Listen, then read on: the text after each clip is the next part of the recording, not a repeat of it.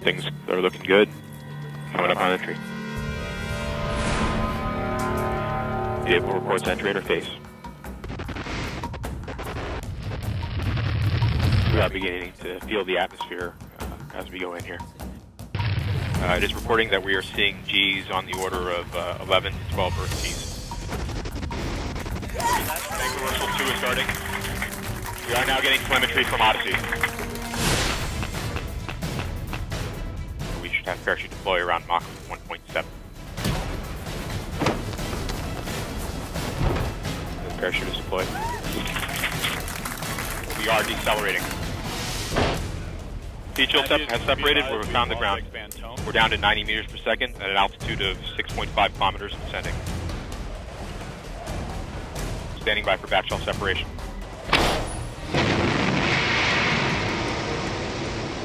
We are in powered flight.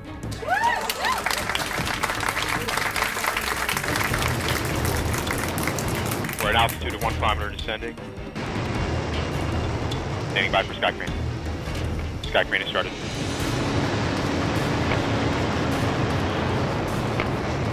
Signal to Odyssey, remain strong.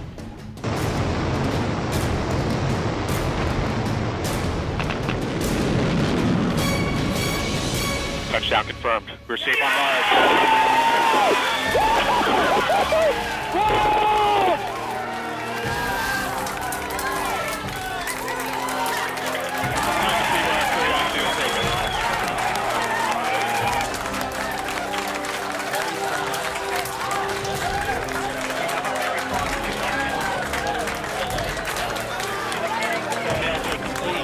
Got thumbnails.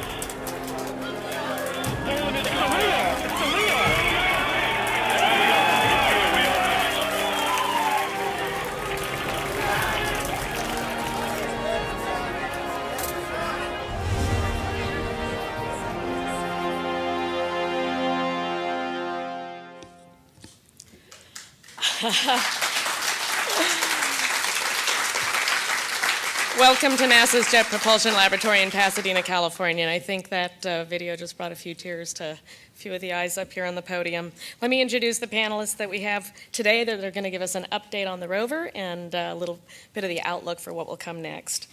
Joining us right now we have Michael Watkins from JPL. He's the mission manager for the Mars Science Laboratory. Miguel San Martin from JPL, the chief engineer of guidance and control. Sarah Milkovich from JPL, she's the high-rise investigation scientist. And John Grotzinger of Caltech, the project scientist for the mission. And we'll begin with Mike Watkins. Okay, good morning, everyone. Welcome to Mars, or welcome back to Mars if you were here last night. The surface mission of Curiosity has now begun. Now, for a long time, those of us on the project knew that we had to get through some big events. Launch was a big one for us, and of course, EDL was an enormous one for us. But we built this rover not just to be launched or not just to land on Mars, but to actually drive on Mars and execute a very complex and beautiful science mission. We have ended one phase of the mission, much to our enjoyment and to the joy of a lot of folks here in the audience and on our own team. But another part has just begun. And really, it's really the fundamental reason we built the rover. It's really the purpose of the rover. We're just starting that mission. We're not ending it.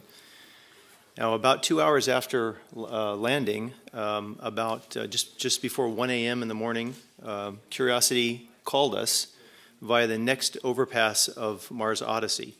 So Mars Odyssey was overhead during EDL, and of course it comes around 2 hours later. Mars has rotated a little bit, and was still over the horizon, and we were able to have a short talk with Curiosity via Mars Odyssey. And she told us that she is in surface nominal mode. She correctly transitioned from EDL mode to surface nominal, not in safe mode, in regular nominal operational mode, and is otherwise very healthy. We had a very successful UHF pass. We got some images that I'll show in a little bit, and we are go for all planned Sol-1 activities. Now, the Sol-1 activities are really dominated by, in some sense, kind of boring activities. Checking out the rover, making sure it's healthy, deploying the antenna. On Sol 2, we deploy the remote sensing mast. So the high gain antenna, the rover looks kind of like this right now. Now you're used to seeing the rover like it is in that picture, with its eyes up and with an antenna deployed. In fact, we are stowed down here with the remote sensing mast down, and we're about to deploy this little antenna here. This allows us to talk directly to the Earth with enough gain that it can actually send data to us and be more easily talked to by us. Later, a day or so from now, we're then going to deploy the remote sensing mast so we can take these beautiful panoramas that we've all been waiting to see. But as for now, the first order of business is make sure that our communications to the Earth are healthy, and that's the prime activity for upcoming for today. But last night we got one other beautiful piece of information, and that is a HazCam image. Now our HazCams, we saw them last night during EDL. These are little cameras that point mostly at our wheels and at the ground in front of us, in the front and the back. And when we land, we're concerned that we're going to kick up some dust, right? We're firing rockets and we might be throwing up a plume of dust. And so we have little clear covers on them. And those are the images that we got last night at landing, the very first things that we were clapping about in the control room. So if we could show the first graphic, this is that picture. So now that we're all, awake and we've digested this and we have a little bit less adrenaline, that it's not such a great picture anymore, right? Right? It's beautiful. It's beautiful to us, right? It's beautiful to us because of what it means. But you can see there's a lot of stuff on the lens there, and that is actually dust kicked up by the landing event. So we want to get rid of those covers. You can see our beautiful shadow there, and we love that. We hoped to get the rear and the front down. This is a front HazCam. The sun's behind us, and you can see our shadow there. But let's go to the next. Let's go to the animation and remind you where these HazCams are and what you're about to see in the next image and the cover deploy, right? So they're looking for mobility hazards, right? That's what we call them, the HazCams. So there they are, kind of pointed at the ground. And they have a wide field of view, kind of a fisheye type lens. Okay, that's the cover deploy, right? And there are the cameras. So let's go to the next image. So last night, after landing, we fired all of our pyros, released these covers, took these HazCam images, and these are the things that came down just before 1 a.m., right, here on the West Coast. Okay, so there is our image, and we're looking out the back. You can see the left rear wheel there. You can see a little bit of that hinge actually in the field of view there. You see the kind of looks like a spring there on the lower right side of the image. And then on the upper left is part of the RTG, right? The power source. That's one of the radiator fins that we're seeing there on the side. And several of the folks that worked on assembling the rover in Atlo and test said they never got a picture this good. They could never get the lighting quite right here on the Earth. And so this is the definitive control image now of how the rover is supposed to look here on Mars. And over on the side there, you're going to see over on the right side, you see some hills there. Over on the far edge there, and John Grosser is going to show that later. Now, I personally have to say I really love these images because later we're going to get magnificent color panoramas and 3D images and magnificent things on Mars. But these first images somehow are always the best ones to me because when you land on Mars, it's new every time. And this is a new place on Mars. We go on vacation to see a different part of the Earth. It's on our own planet. And here we're seeing a part of Mars we've never seen before. And later you'll see a kind of a zoom in of this part of Gale Crater's rim here in kind of reoriented so it looks more like a landscape that we would recognize on the Earth. But we're going to continue to get the front version of this one with the shadow that we had yesterday out that same direction. We'll be coming down later today. And then over the next couple of days, we'll be sending down the hand lens imager, which is in color. And after we get the RSM up, we will get some nice black and white panoramas first. Now, this is our new home, at least for a while, here on Gale, and we need to explore it and take a look around, and then, of course, eventually head for the hills. Now, we actually hope in the front HazCam that should be coming down in a few hours from here, we can actually see the mountain of Gale. We think we're pointed kind of east-southeast, about 112 degrees heading.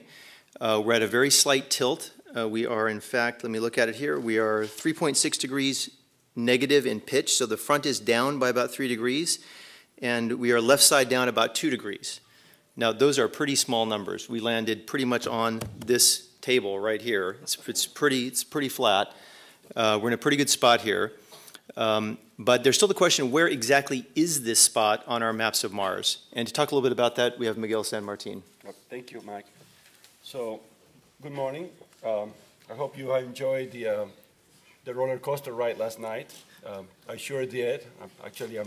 I want to get another round, and maybe they have to wait a few more years. And so the EDL looked beautiful from our monitors. Of course, we haven't had the time to look the data carefully, and the data is going to be coming soon. I mean, right now the rover is full of EDL, a treasure trove of EDL data that is going to help us, once we download it, understand and bring our knowledge of EDL to even higher levels, which is, we are very excited right now, the EDL team, waiting for that data. So I'm going to talk to you about our best knowledge right now of where we landed, okay? It's not, that might change when we get high-rise data, but this is what we know the best at this point. So next picture. Okay, where we did land inside the crater, so we know that. And you can see there our landing ellipse, 20 kilometers by 7 kilometers. And so if we can get the next picture, please. And there's the dot of where we think we landed. It's just 2 kilometers east of the landing, of the center of the landing site, of the aim point, and about, I believe it's a few hundred meters north. Now, let me explain to you where we get that estimate from, okay? This estimate is based on ground navigation done here on the ground by the navigation team that Thomas Martin Moore leads, that, as you saw yesterday, gave us tremendous, incredible precision in navigation, that we seeded the navigation software of Curiosity with that very precise data. And then Curiosity using its own navigation instruments, in particular what we call an inertial measurement unit, which is it's a relative instrument that can take an initial seed of what the position and velocity is, and it can propagate forward as it measures all the forces being applied to the spacecraft by the atmosphere and its own rockets. So it can, but it is kind of a dead reckoning. So it's kind of like the odometer in a car counting wheels. Okay, so it tends to accumulate error. Okay, so but that's so in essence that point is based on one of the last EVRs, the last piece of telemetry that the spacecraft told us when it touched down. Says, I touched down, and this is where we are. Very confident the spacecraft tells you that. And then, obviously, we need to analyze it, and that's the point, with some corrections that we did with our friends at Langley, based on some technicalities that probably we shouldn't get into. But we actually get other indications from the data that we saw in the telemetry that gives us the impression that we actually did very well. Like, for example, one sanity check that we do is that eventually, after propagating with the inertial measurement unit for several minutes, for 4 minutes, eventually we remove the heat shield, and the radar starts looking at the ground, and now we can see how well, in some aspects, the inertial measurement unit did, and how well Thomas did, okay, because it gives us altitude and velocity relative to the ground. And actually, they agree tremendously well. It's within, I mean, it's just so well that we have to look at the data again because it's hard to believe. We haven't been able to get our simulations to work that well, and I'm seriously, yeah, it was a correction of a few meters in altitude and in velocity less than a meter per second, okay? And by the way, and that is also influenced by how well we did, how good was our last attitude fix based on the stars, okay? Just like the old sailors did, we still use the stars, and I think that's great. I mean, it connects us with the past. So we did the final looks at the stars. We figured out that Curiosity did that all on itself, looked at the stars, took the navigation data from the ground, and then it took it all the way down and guided the spacecraft. And that's the best knowledge of where we are. We think that within a kilometer is our estimate, but you know, we have to wait for precise localization by high-rise. So that's all I have to say. Thank you. Sarah? So speaking of high-rise, we heard a lot, you've heard a lot about how Odyssey was listening to MSL as it came in for landing, but Odyssey wasn't the only orbiter there listening. Mars Reconnaissance Orbiter was also there, and MRO wasn't just listening, we were watching. So the high-rise camera is one of the cameras on MRO, and we normally take pictures of the surface, and we can get pictures up to resolutions of 30 centimeters per pixel, which is just really fantastic. But what we did this time, if you can go to the graphic, there's MRO coming along, and we actually took a picture with high-rise as MSL came in on the parachute. So you can see the little dot there is MSL moving across. The box shows our image. There's the parachute. And if we zoom in, there we go.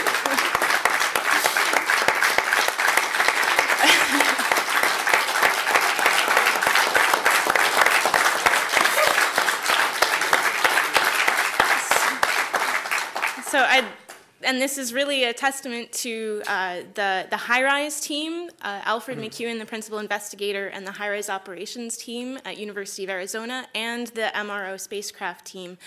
This was really, we've been working on putting this imaging sequence together since about March. We've been tweaking it and updating it as MSL has been getting closer and closer to Mars, but the final commands were sent up a couple days ago. And this image was taken 6 minutes after MSL entered the atmosphere, and MRO was about 340 kilometers away from MSL at the time the picture was taken. You can see the lines on the parachute. You can see the hole in the top there. That inset image is been stretched differently so that you can see the parachute clearly without saturation. And let's see if we go. I think that's the last one, or we can go to the last one.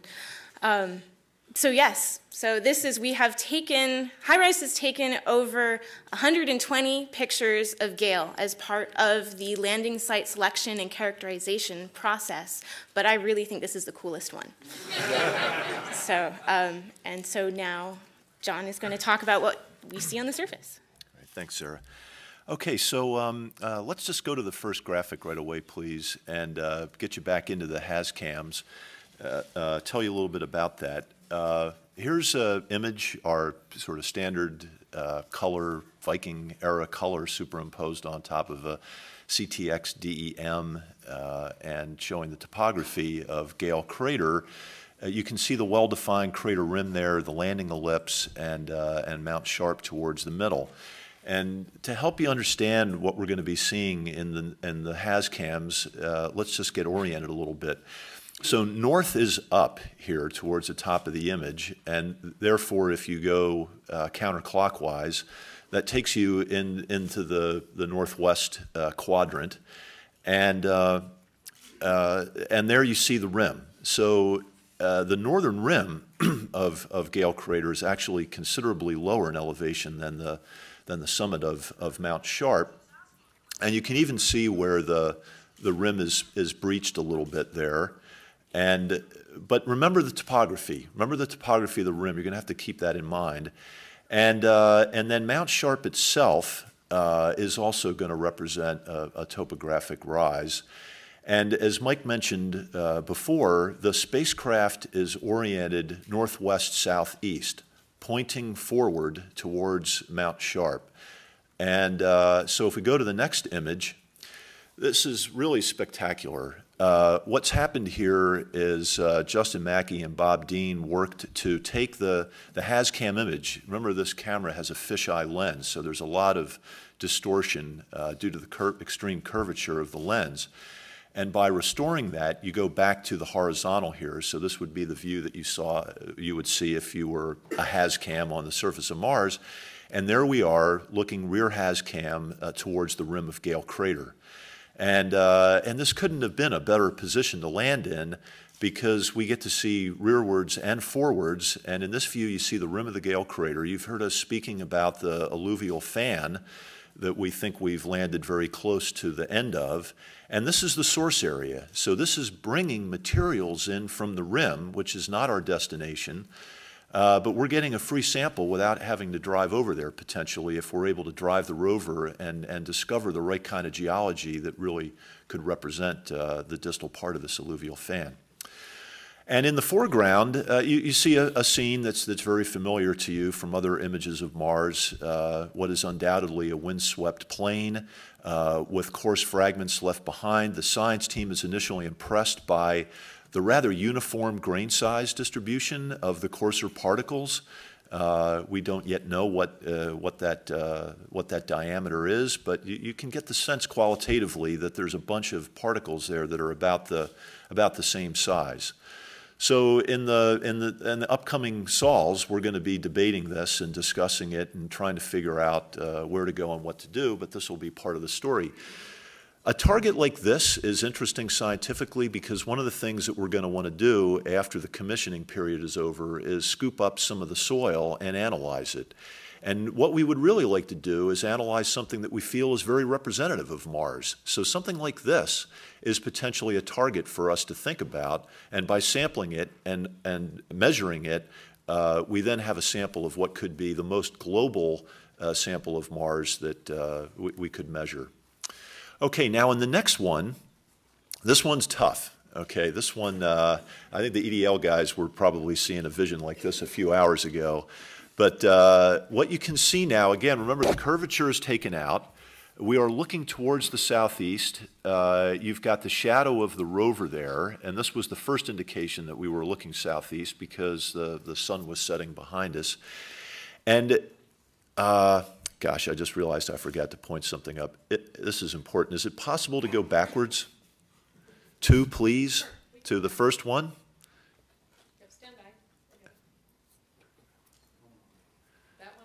One more, please. There we go. Okay, so look at the landing ellipse. If you go to the southwest part, notice that black line that goes from northeast to southwest through that.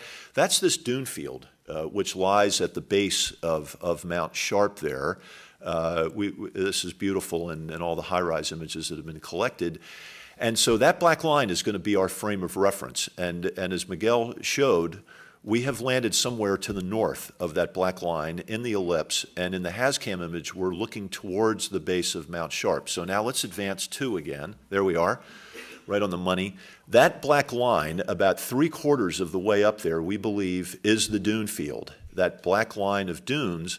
And therefore, as you work upwards in the image, very fuzzy in there, we believe you see the outline of Mount Sharp itself, bright in the setting sun. And the upper part then is the horizon in the sky, which would look darker. So you should see a slope which goes from above that black line of dunes, sloping to the upper right and separating light below from dark above. And we believe that's the silhouette of Mount Sharp in the setting sun.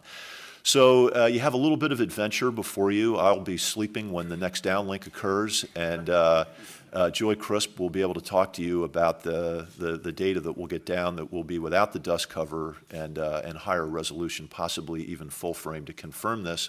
But we think we've landed, and the HAZ-CAMs are picking up the topography on opposing sides of our landing ellipse. So that's it for me. That means we'll open it up to questions now, and we'll get a microphone to you, and I am going to try to memorize the order in which I see hands come up, and we'll start over here on this side and work our way over. Thank you. Kelly Beatty, Sky and Telescope. Mike, could you refine the landing time as best you know it for us? I was a little confused by a timestamp in Miguel's image which said 22:38:50. So what was the landing time as best you know? I will actually have to get that to you after this press conference. But it wasn't 10:39. No. So, well, we'll get it. We'll get it for you. Yeah. Rob, do you know? All right, we'll get it to you just after. Excuse me, Scott Gold at the Los Angeles Times. Can you explain what's just south of the landing site? It looks like that might be the dune area that you've been talking about. And also in lay terms, how far are you from what you might consider to be the foothills of Mount Sharp? John, you want to talk about the dunes? Sure. You know, the dunes that you see there is a rather narrow strip, and you see it slicing there through the southwest part of the landing ellipse. And so from where we think we've landed to those dunes is a matter of kilometers, a few kilometers away. The basal topography, where it really starts to steepen up there, where we would like to access it could be as much as 10 kilometers away, but as the crow flies directly towards it, it would be a much shorter distance because of that angle that you see there slicing through the landing ellipse. Oh, then hand back the mic, please. Thank you. So does that mean that to eventually get to the mountain, you would go north and around the dunes, or are there, is there any reason you can't essentially go straight? Well, you know, we would never want to just drive across the dunes as the shortest way to go there. We have been studying them. We have this beautiful topography because of the high-rise camera and you know, meter scale digital elevation models, and so we study those to find the paths that would give us the least resistance through it. But really what's going to happen first is the science team is going to look at the geology of the landing ellipse as a whole and then try to find a route. And if it's a more circuitous route, if the science justifies it, we will happily take that route. Okay, we're going over on this side, right there, and we'll go to you next. Sorry, Ian Thompson from the Register. Can you tell me what's actually happened to the lander which lowered Curiosity down? Once it released Curiosity, it pops off and flies off into another direction. Have you got any information how far away it is, what kind of condition it's in? Go ahead. Do I take that? Well, it flies away. It has actually a closed loop algorithm. You know, very rudimentary. It doesn't need to be very sophisticated because we want to crash it far away, 400 meters away. And we do tell it a heading, okay? So we told it to go essentially towards the north. Okay? And where it is, but we don't have telemetry, that part of that mission, so we don't know. So the only way that we're going to find out is through high-rise, you know, taking an image. So, but, you know, we think it's going to be hundreds of meters. It's designed to do that. Okay, go ahead. Hi, Eric Han with Nature. Questions for Sarah.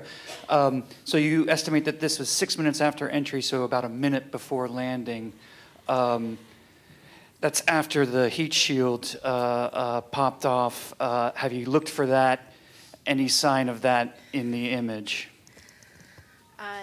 No, we haven't looked for that in this image. I don't know if we'd be able to see it in this image. I'm not sure. We will be taking images of the landing site in the days to come. We might be taking an image within the next day, but we're definitely taking, that one would be a little hazy. But we're taking a very good image 6 days from now, and then another one 12 days from now. And in those images, we'll be able to look for where the other components landed. And as a quick follow-up, what's your best estimate for the resolution of what we're seeing here with the parachute? How many centimeters per pixel? 33 centimeters per pixel. Thanks. I'm going to keep handing it down the row. I think there were a couple more. By the way, I could just add one thing on that. You know, the image we're trying to take as soon as possible is to help with the problem that Miguel was talking about, which is to localize the lander with respect to topographic features that we can see to get it registered onto a map to aid the dynamic solution that Miguel talked about. So we hope to have that in just a couple of days. Leo Enright with Irish Television. The blogosphere got very excited very quickly after the Hazcam pictures came down about a blotch that appeared in both of the images looking out across the plains, which they were interpreting as possibly the landing stage impact. Certainly it was, this picture came down very quickly, much quicker I think than many of us expected, and so it seemed that it could be, but I wondered, did any of you think that you saw evidence for the landing stage impact? That artifact, whatever it is in the image, it has been seen. It's been talked about. It's been suggested it could be something associated with landing. It could be a dust devil. I think we don't know, but we have noticed that feature, and it's too early to tell what it is. But we'd like to take a look at it again. If it's a transient feature, then we don't have another image of it. We just have that one image, right? So we can't go back and look at it. Of course, if the descent stage is there, that might tell us where to look. When we get all of our cameras up. Maybe there's some hope that, well, a Marty image might have captured something as well, the descent imager, when we get that. And we're just starting to trickle down thumbnails over the next few days of that. And it'll take a little while to get that. And Miguel, anything to add? No. Okay, we're going to take one more question from that row, and then Todd, we're coming over to your row next. Okay, go ahead. Oh. Jonathan Amos, BBC News. What's the distance to the rim that we're seeing in the image here? You gave us a distance to the Mount Sharp. Give us some sense of how far we are from the large features, the topographic features that you're talking about. Yeah, let's just pull up the image again of the, Henry, it would be the first one, just in front of this one, I believe, that's showing. There we go. So the ellipse there is 20 kilometers. So if we land just to the right of the X in the middle there, I'd guess on the order of 20 kilometers to the rim, something like that.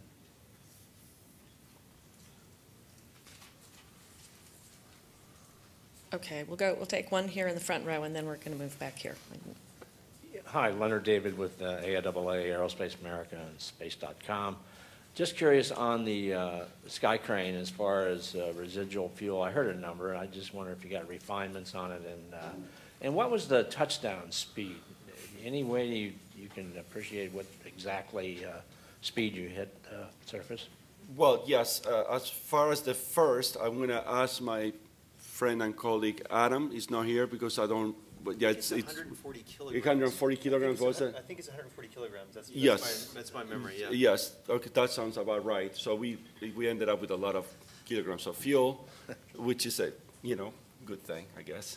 That your second question, as opposed to the opposite? Yes, I take that first, right? The touchdown speed. Oh, the touchdown speed reported by the spacecraft itself, with navigation sensors, is 0.7. It actually was dead on the money, right? Prior to it, the declaring touchdown. Okay, so we were coming at 0.75 degrees.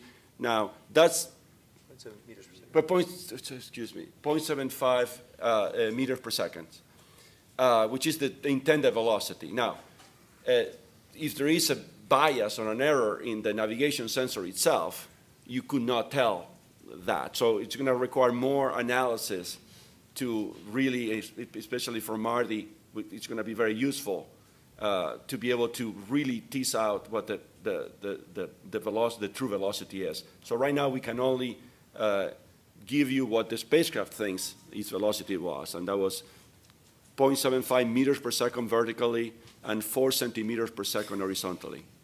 Okay, so it's a very small number compared to previous attempts. So we'll see whether the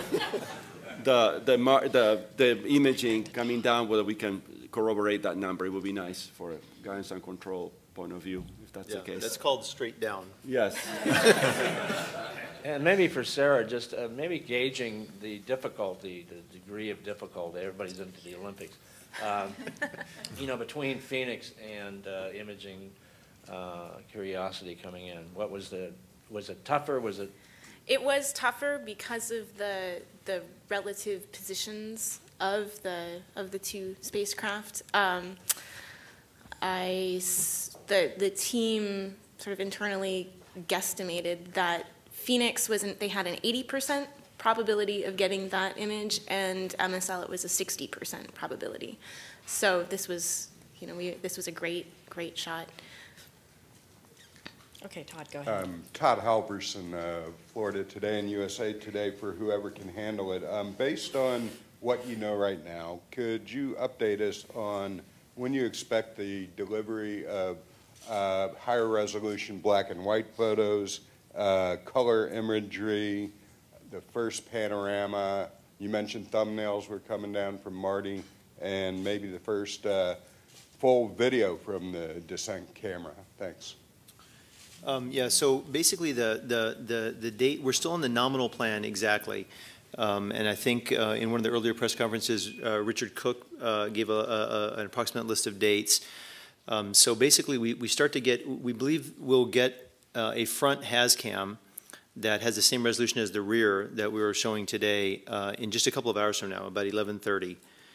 And we will start to trickle down some thumbnails from the descent imager. And then in the next day or two after that, we start getting better resolution Martys as well as our first panoramas of these are black and white panoramas.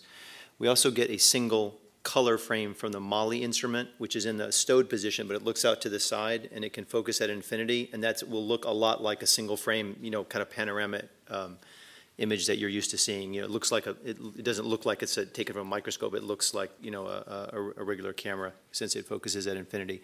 So that will be the first color image that we get down, that Molly image, and it's about 2 days from now. Okay, you were next, and then we're going to come forward to you, and then.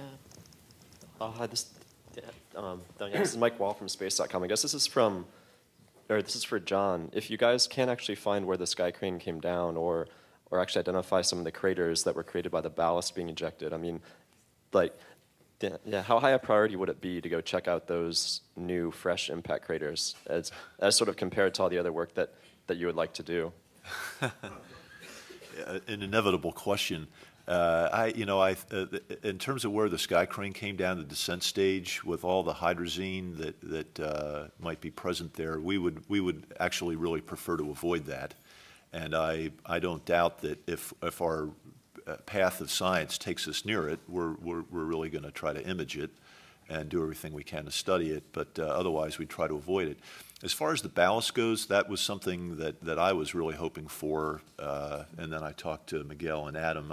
Those blocks are ejected so far down track, we have no hope, but striking the surface, they might give us a nice fresh exposure without any contamination, so, but that doesn't seem like it's in the cards. So I'd like to add a little thing to that. We actually, on purpose, we instruct the descent stage to fly away from where the science is, so not to contaminate it. So we actually, if we gave a command to the spacecraft that if you draw a line from east-west to go north of that line, exactly in what direction depends on the orientation of the descent stage at that point, because we want to do a turn with the thrusters away from the spacecraft.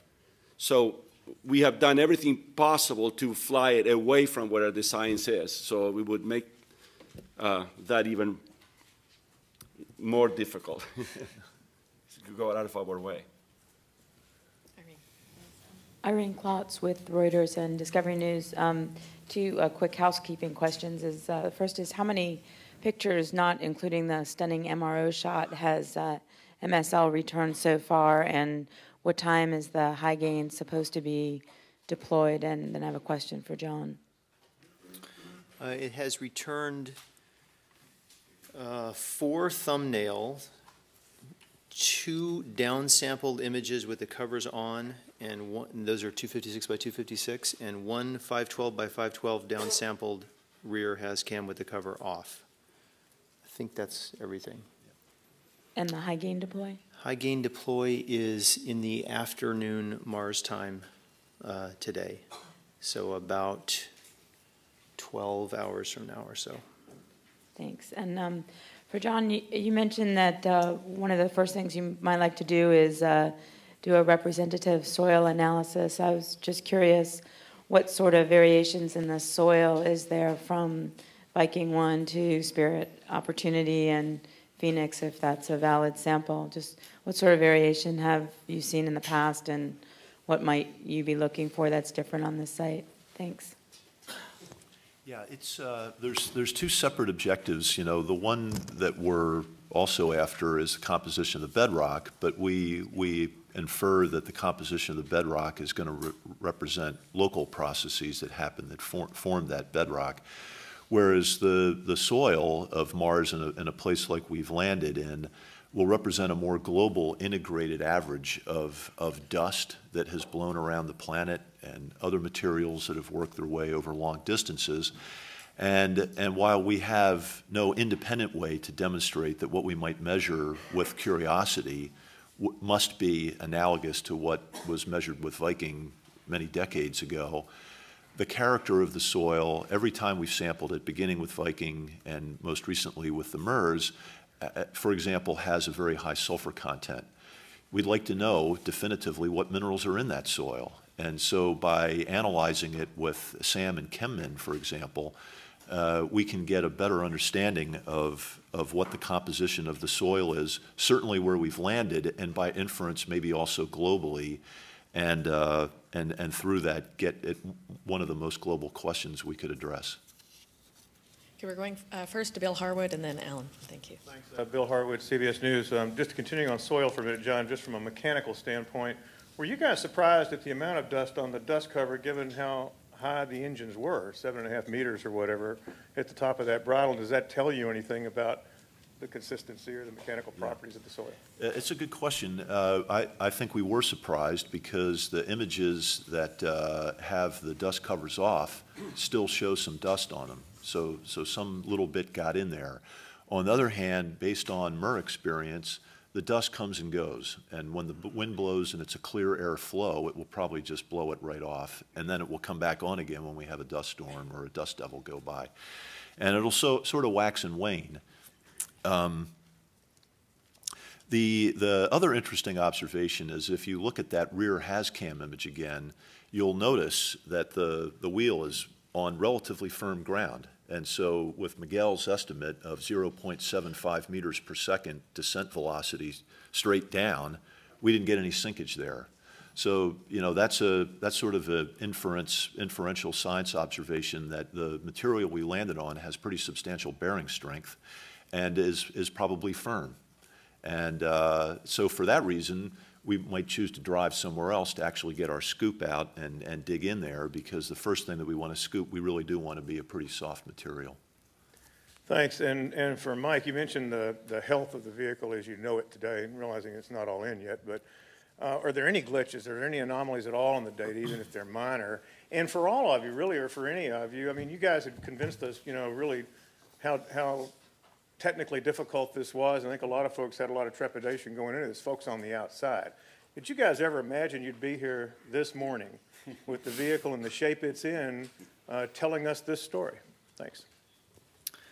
There are no anomalies that are outside the expected range that we would think is okay to proceed with activities. You know, some things are doing a little better. Some systems are, you know, reading a little higher than we expected and some a little lower, but everything's sort of within the accepted bounds that we view as being acceptable to, you know, to move forward. There's no real anomaly in work that's causing us to slow down and defer activities because of that.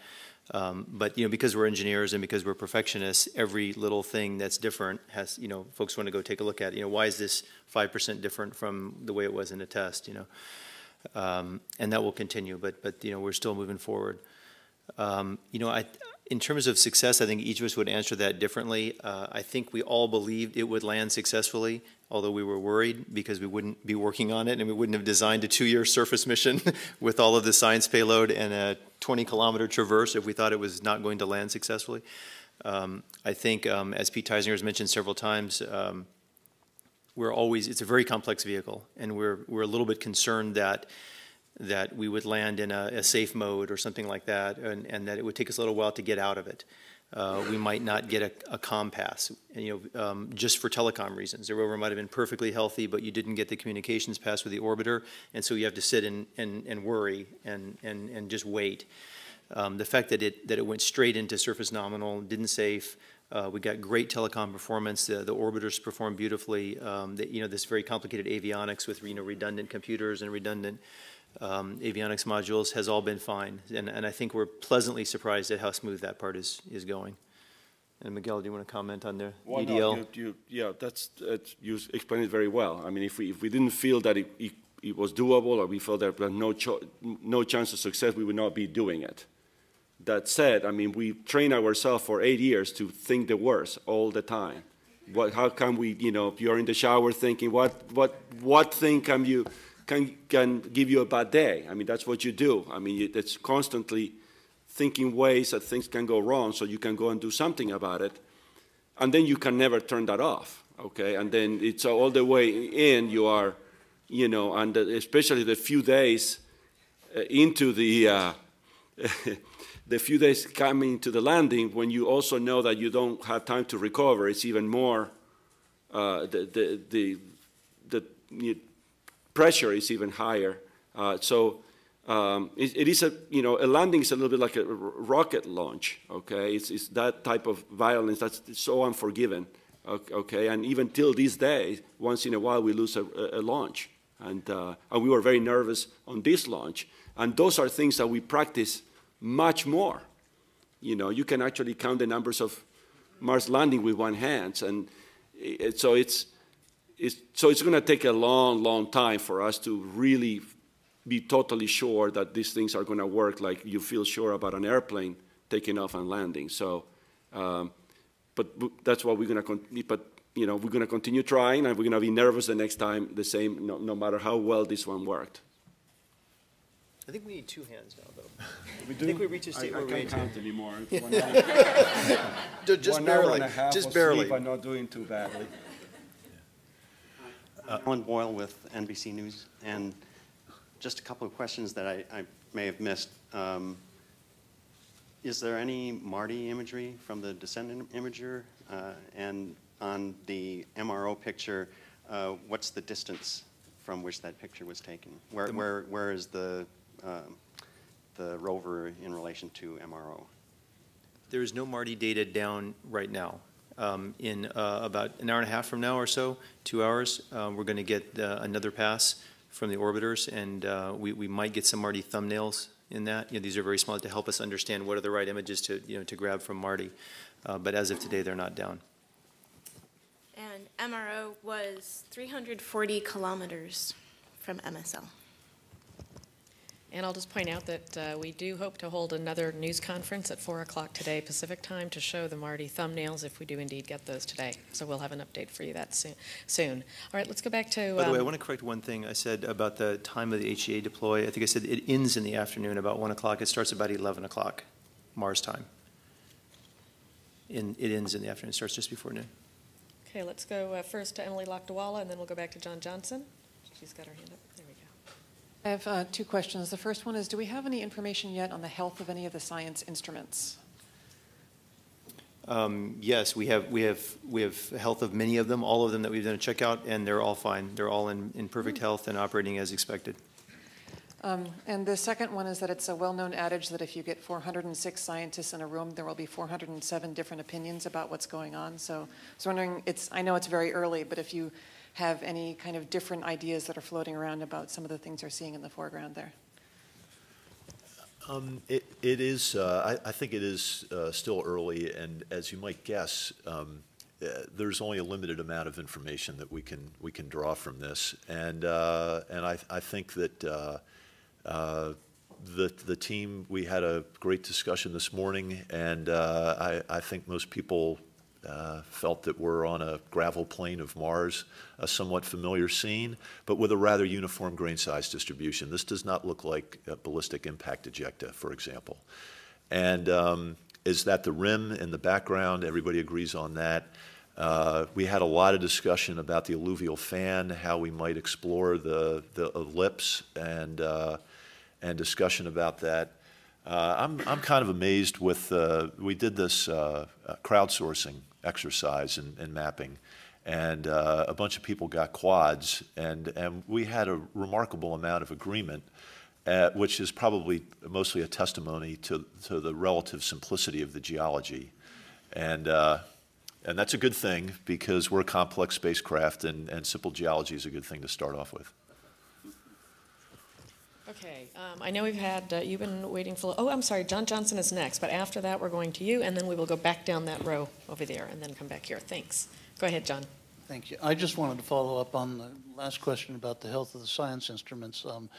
It seems to me the SAM instrument with all those moving parts is particularly, well, I don't know if delicate's the right word, but you say the instruments have so far checked out. I mean, can you say anything specifically about SAM and whether you feel confident everything is in shape?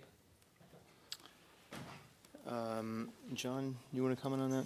Yeah, there's a series of tests that relate to SAM's performance, and so today it was an electrical test that worked well. The first test, and everything looked nominal with regard to that.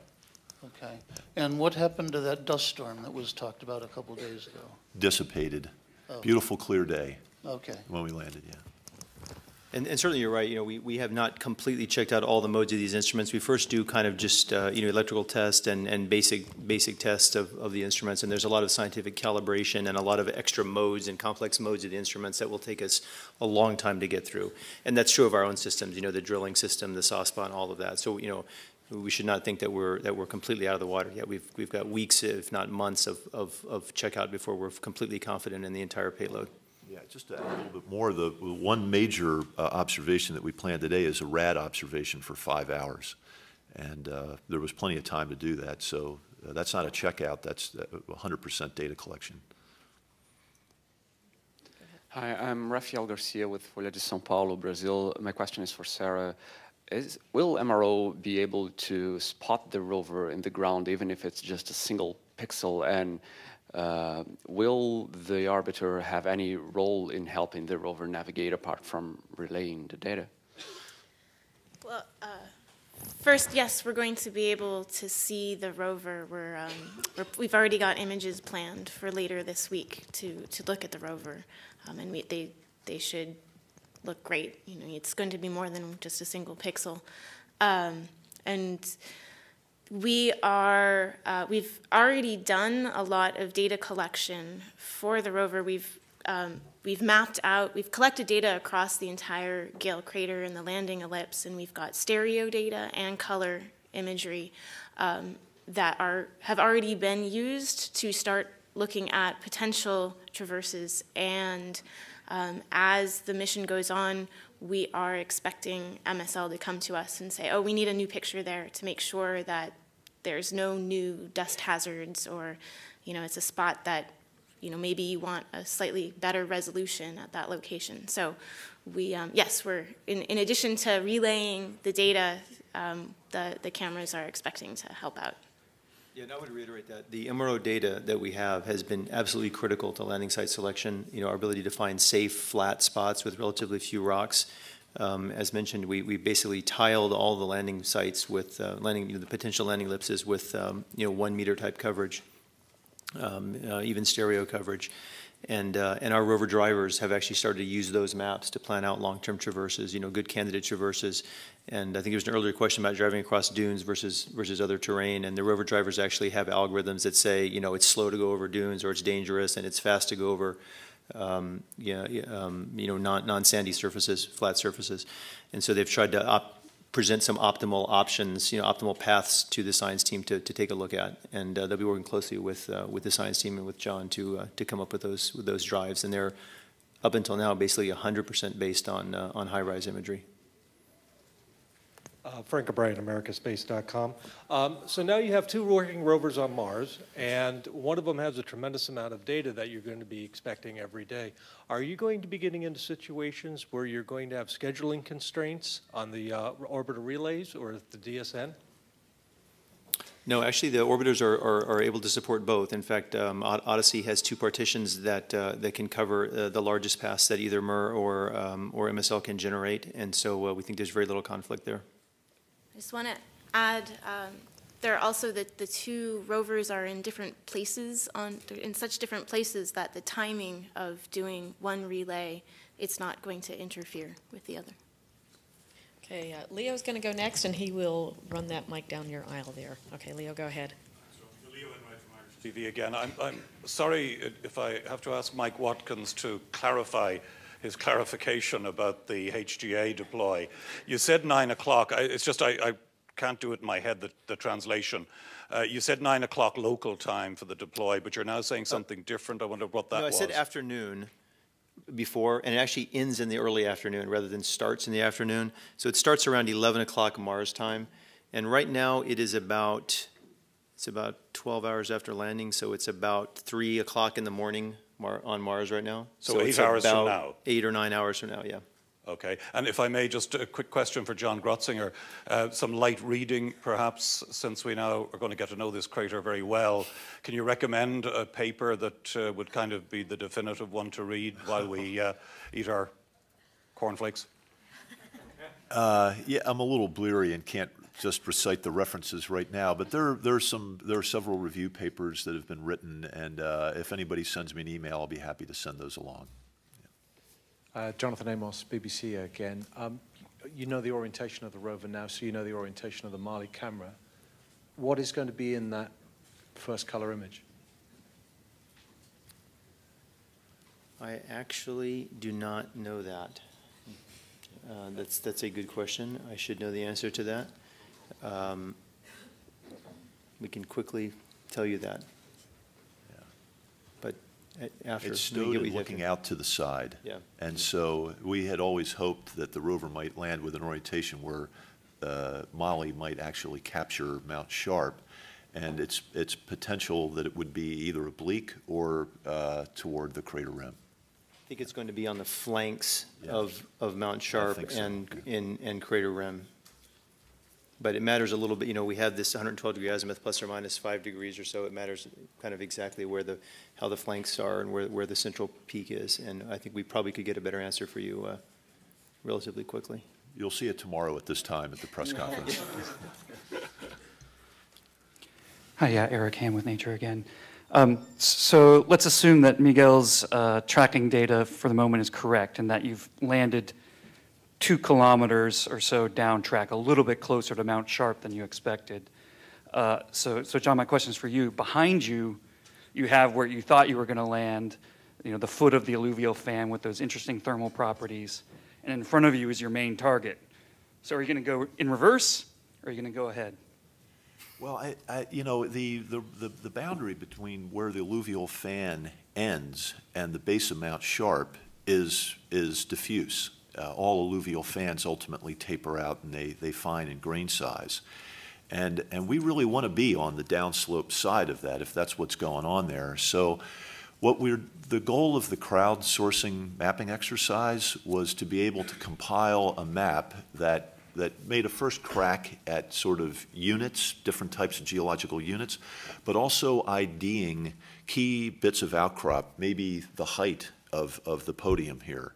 1 meter, 2 meters, maybe 3 meters, things that constituted part of that 1% EDL risk. That's what we're after. And so what we would do is string together a pathway that would link us between these, and if it takes us back towards the fan, then we'll go that way. And if it takes us forward, then we'll go that way too. So, you know, most geological mapping exercises do not involve a traverse in just one straight direction. And our goal is not just to head for the hills. What are the size of these boulders that you want to string together? Well, you know, each one of these quadrangles is roughly about 1.5 kilometers on a side. And within every one of them, there is some kind of a scarp. And so what we're trying to do is to piece together a stratigraphic section of the landing ellipse using the mapping as an efficient way to go around and check all of the points that would contribute towards that stratigraphy.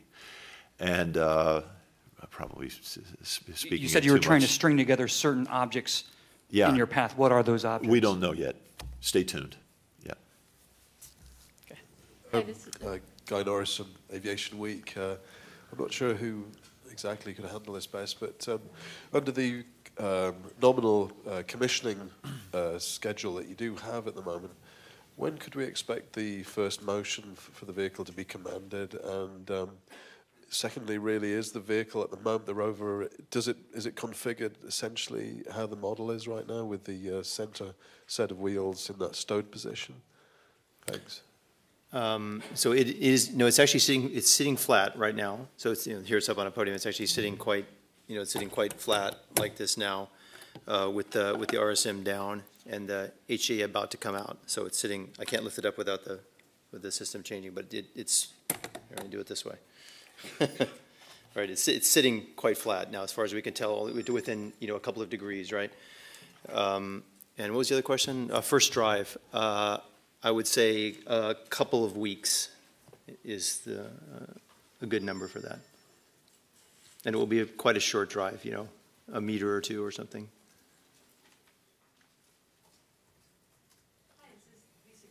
scientist. I had a question for Sarah and then one for everyone here. Will HiRISE be able to see the craters that the ballast made? And do you plan to look for them? I'm not sure. Okay. We are going to be looking for the various hardware components in future images, and I don't know what we're going to see.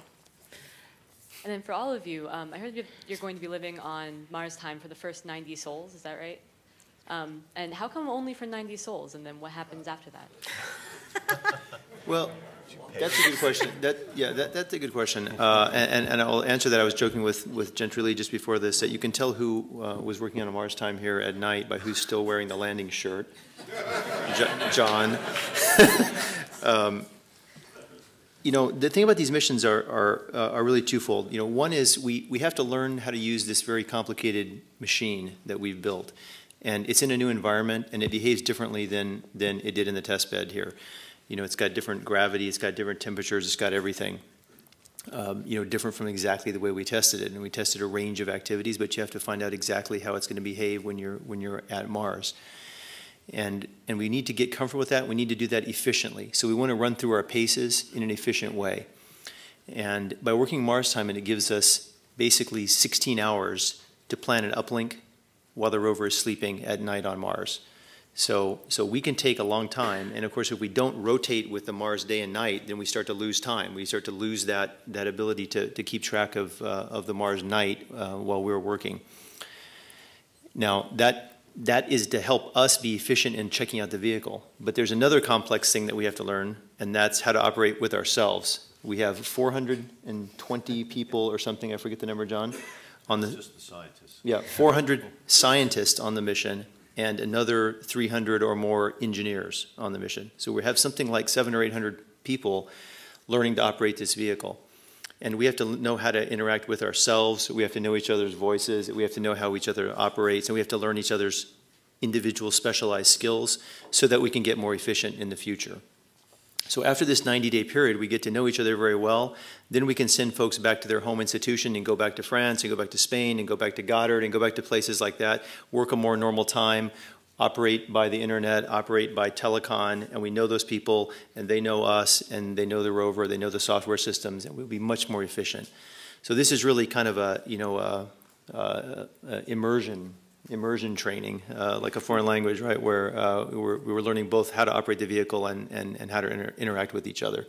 Let me just add one more thing to that. As if it wasn't challenging enough to work on Mars time, on MER, at the end of the sol, we have a X-band link to Earth to send all the critical data back, and that could be scheduled exactly on time. On this mission, because of the larger data volume, we need to grab an MRO or an Odyssey pass.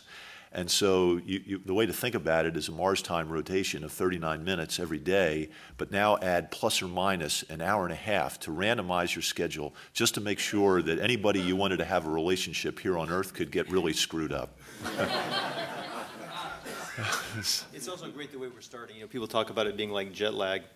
And it is like jet lag in a certain sense. We're off by 12 hours now, except that it's also daylight when you're trying to sleep. So at least when you fly to another country and you have jet lag, it's nighttime and you're trying to go to sleep at night. And here we were exactly out of sync. So we're starting off in kind of the worst time, but it should actually get a little easier here over the next few weeks. Okay, Henry Bortman has a microphone, and then I know there are a few questions coming forward again. So go ahead, Henry. Henry Bortman, Astrobiology Magazine. Quick question about the Martian calendar.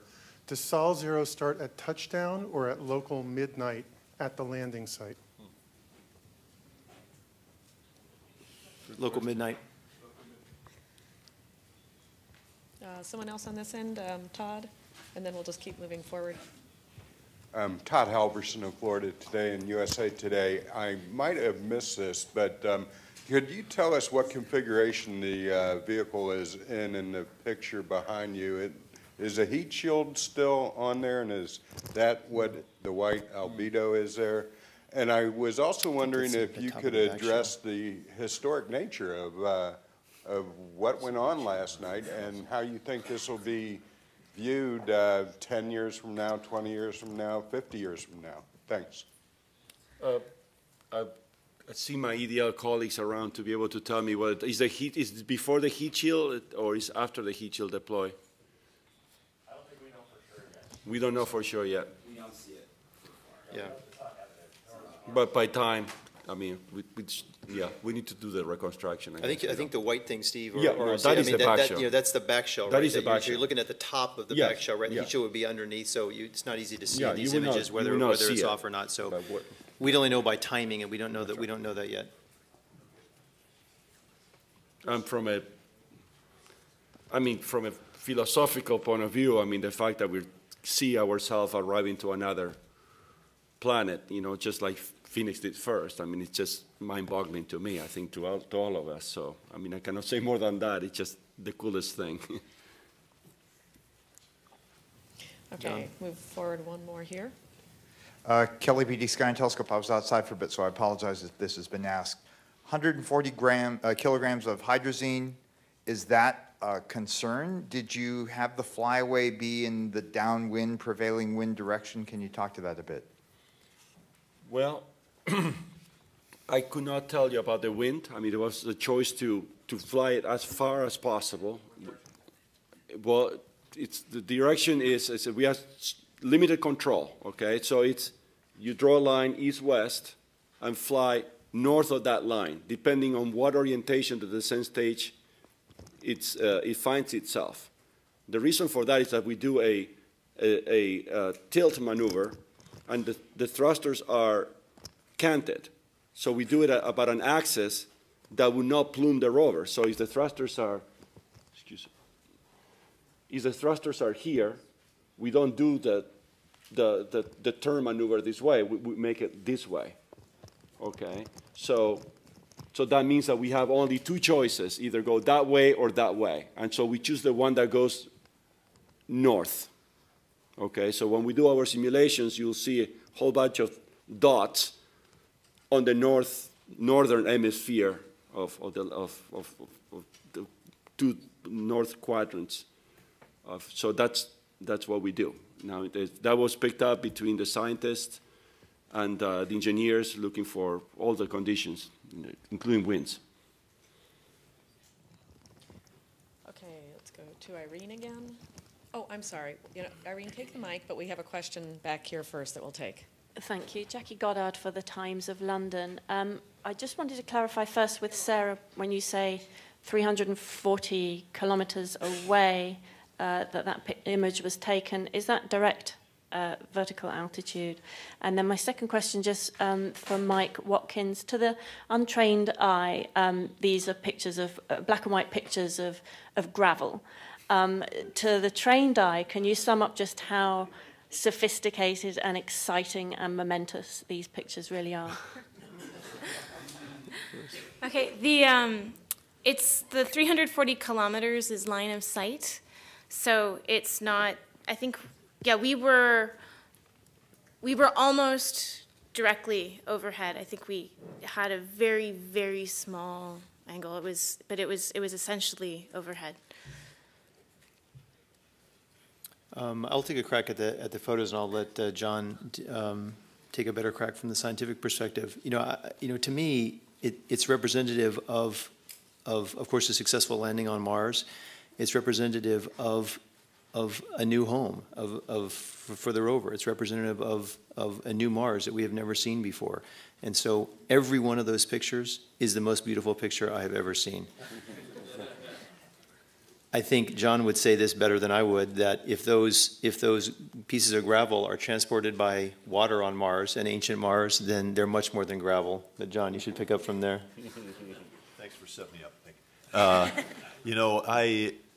A minute ago there was a question down here about what this mission means to you, and I think for us at this point as scientists, we haven't even scratched the surface, and really what's amazing about it is the miracle of this engineering. That's all you can do is sit there as a member of the science team, and Don Hassler's a PI, the RAD instrument, he's sitting behind you there, he's nodding his head. It is a miracle to us that we have chosen this place as a result of scientific deliberation. This EDL system for the first time in the history of landed missions, allowed the science community to choose between 4 options. None were excluded by engineering. The final 4 was a debate of scientists that like different flavors of chocolate and vanilla. And then when it comes down to creating a priority of images to downlink, and you have your choice of the front has-cam and the rear has-cam, the most amazing thing about it, to get back to one of the things that Emily was pointing at, you have a group of engineers and a group of scientists, and here's what happened. Jennifer Trosper comes up to me and says, John, we really need to get the engineering state of health data down. That's a top priority. And I said, of course, I agree. And we think we might be able to sneak in an image. What would be your first choice? Would it be the front has-cam or the rear has-cam? And all of the scientists wanted the rear has-cam, and all the engineers wanted the front has-cam. And the reason for that is they said, well, there's no obstructions in the way. The wheels aren't in the way. It's the most open view of the terrain. Isn't that what you would want? And all the scientists said, no, we want to see the wheel on the ground because this is not a moment for science, it's a moment for engineering. And when you see that wheel on the ground, you know you've landed on Mars. No semaphore tones, no people jumping up and down. You actually see a picture of the surface of the planet with a spacecraft on it, and that is the miracle of engineering. Thoughts with Reuters. I'm not sure who to ask this to, and please don't laugh if it's really silly, but with the nuclear power source, could you just explain a little bit about why daytime and nighttime and rover sleep is important or a factor? Sure, and it's maybe not quite as obvious as it's certainly not a silly question at all. So the RTG generates just a little bit of electricity, and we think of it as a trickle charger of our batteries. And we are always operating on the batteries during the day, and at night we're trickle charging them back. The other big advantage is it generates a lot of heat. Most of what the RTG generates is heat. We take a little bit of that heat with a thermocouple and make a little bit of electricity, 100 watts or so. But that heat keeps us warm. It prevents us from having to use a lot of heaters, electrical heaters for warmth. So we circulate fluid, a fluid loop, think of it like a Freon loop or something in an air conditioner, to take that heat and pump it around the rover body and keep the rover warm. So, we still need that's where most of the energy goes, and the rest of it trickle charges our batteries, and we use the batteries during the day. And that's not as big limitation as you think, because of course we want to take pictures and we want to see what we're doing, and we want to look at the workspace and look at rocks and pick targets out, and you want to do those things during the day and not at night. It's warmer during the day, so it really fits pretty naturally the operations concept that you'd want to do. All right, we're going to end the press briefing for today. Of course, those of you in the room can come up and ask some more questions afterwards. As a reminder, I already mentioned 4 o'clock today. We hope to do that follow-up news conference with Marty Images. After today, we will do daily 10 a.m. news conferences, so please join us for those. And if you want to stay in your seats, we're going to take one look again at what it was like in Mission Control last night at 10:30. Thank you for joining us.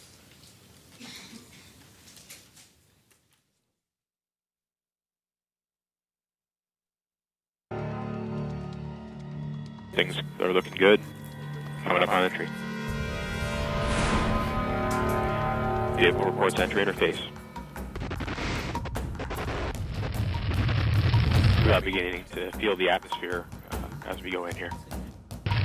It is reporting that we are seeing G's on the order of 11 to 12 Earth G's. Tank reversal 2 is starting. We are now getting telemetry from Odyssey. We should have parachute deploy around Mach 1.7. The parachute is deployed. We are decelerating. Speed chill has separated. We're found the ground. We're down to 90 meters per second at an altitude of 6.5 kilometers descending.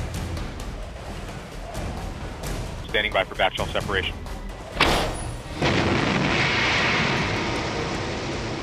We are in powered flight.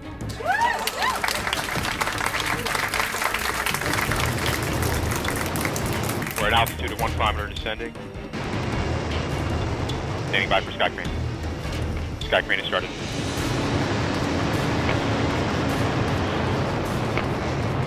signal to us. You remain strong.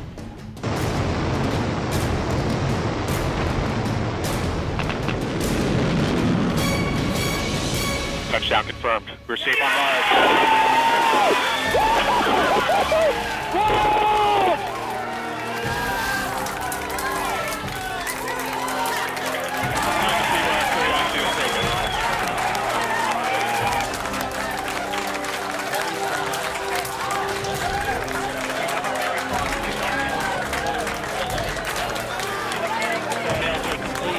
You got thumbnails.